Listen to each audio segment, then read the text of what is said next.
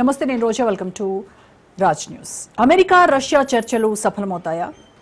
చర్చలు సఫలమవడానికి ఛాన్స్ ఉందా? అసలు చర్చలు ఎందుకు జరుగుతున్నాయి? ఎవరి కోసం జరుగుతున్నాయి? రష్యా యుక్రెయిన్తో యుద్ధం చేస్తుంటే అమెరికా రష్యా అధ్యక్షులు చర్చలు జరపడానికి దారి తీసిన పరిస్థితులేంటి?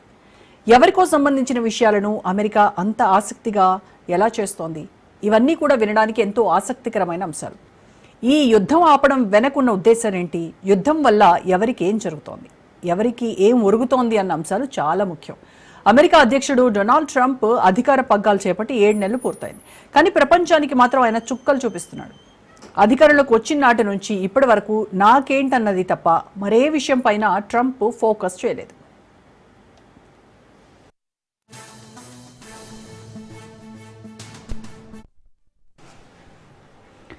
ఎక్కడో స్విచ్ చేస్తే ఇంకెక్కడో బల్బ్ వెలుగుతుందన్నట్టుగా ట్రంప్ వ్యవహార శైలి కనిపిస్తోంది. రష్యా అధ్యక్షుడు పుతిన్ను కంట్రోల్ చేయడానికి ఇప్పటికే ఇండియాపై 50% సుంకాలను విధించాడు. అంతేకాదు పొరుగున ఉన్న కెనడా, మెక్సికో, బ్రెజిల్ లాంటి దేశాలను సుంకాలతో ఎడాపెడా వాయించేస్తున్నాడు. యుక్రెయిన్ యుద్ధాన్ని ఆపాలని అమెరికా అధ్యక్షుడు డొనాల్డ్ చాలా రోజులుగా భావిస్తున్నాడు. కానీ ఆయన మాట వినేవాళ్లే కరువయ్యారు. మొన్నటి వరకు రష్యాను అలా చేస్తా ఇలా చేస్తా అన్నట్టుగా నోటికి అడ్డు అదుపు లేకుండా మాట్లాడిన ట్రంప్ రష్యా విషయంలో ఒక అడుగు ముందుకు మరో అడుగు వెనక్కి అన్నట్టుగా వ్యవహరిస్తున్నాడు. అందుకారణం రష్యా విషయంలో మెతక వైఖరి. కానీ అమెరికా ప్రయోజనాల విషయంలో అక్కడి నాయకత్వం కటువుగా వ్యవహరించాలని చెప్పడంతో తప్పనిసరి పరిస్థితుల్లో పుతిన్తో ట్రంప్ కాలు దువ్వాల్సి వస్తోంది. ఈ నేపథ్యంలో ఇండియాపై టారిఫ్స్ కూడా పెంచేశాడు. 25% ఉన్న సుంకాలను 50%కు పెంచేశాడు. అంతేకాదు రష్యా నుంచి చమురు కొంటే ఇక అంతే సంగతులంటూ వార్నింగ్ కూడా ఇచ్చేస్తున్నాడు.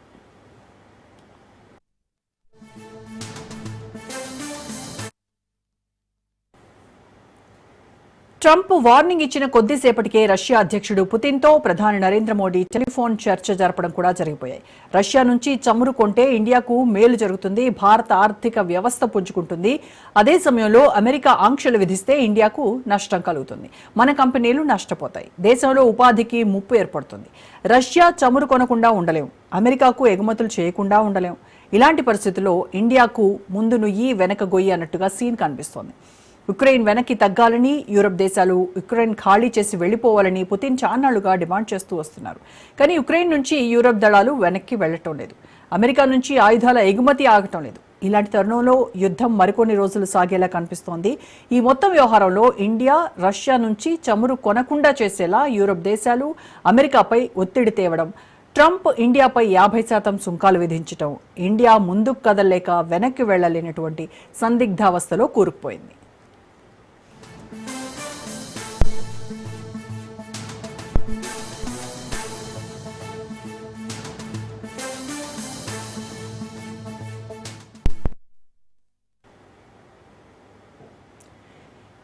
ఇలాంటి తరుణంలో అమెరికా అలస్కాలో రష్యా అధ్యక్షుడు పుతిన్, అమెరికా అధ్యక్షుడు ట్రంప్ మధ్య చర్చలు యుద్ధానికి బ్రేకులు వేస్తాయా, లేదంటే యుద్ధాన్ని మూడో ప్రపంచ యుద్ధానికి తీసుకెళ్తాయా అన్నది చూడాలి. ఇప్పటికే ఇండియా సైతం యుక్రెయిన్ రష్యా యుద్ధం ఆగాలంటోంది. శాంతియుతంగా ఇరు దేశాలు సమస్య పరిష్కరించుకోవాలనుకుంటున్నాయి. యుక్రెయిన్ యుద్ధం వల్ల రష్యా ఆస్తులు రోజు రోజుకు కరిగిపోతున్నాయి. యూరప్ దేశాలు అమెరికా చేస్తున్న ఆర్థిక, మిలిటరీ సాయంతో యుక్రెయిన్ నేటికి నిలబడింది. అందుకే ఇక తాము ఆయుధాలు అందించలేమని, ఆర్థికంగా సహకారం అందించలేమన్నటువంటి భావనకు అన్ని దేశాలు వచ్చేసాయి. అందుకే యుద్ధాన్ని ఆపడం తప్ప మరో మార్గం లేదన్న పరిస్థితి వచ్చింది.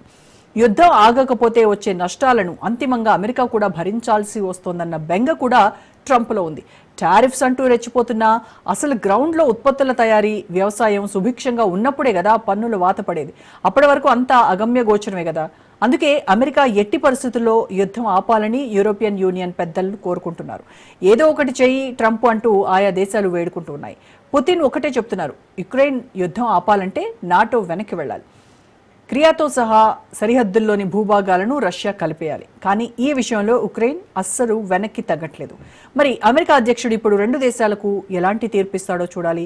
24 గంటల్లో యుద్ధాన్ని ఆపుతానన్న పెద్ద మనిషి ట్రంప్ ఇప్పుడు పరిష్కారానికి ఎలాంటి మార్గాలు చూపిస్తారో